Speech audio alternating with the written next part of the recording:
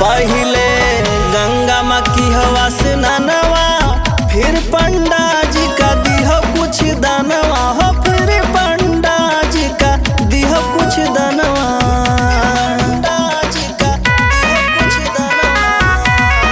पहिले गंगा माँ की हवा से ननवा, पंडा जी का दिह कुछ दानवा हो, फिर पंडा जी का दिह कुछ दानवा।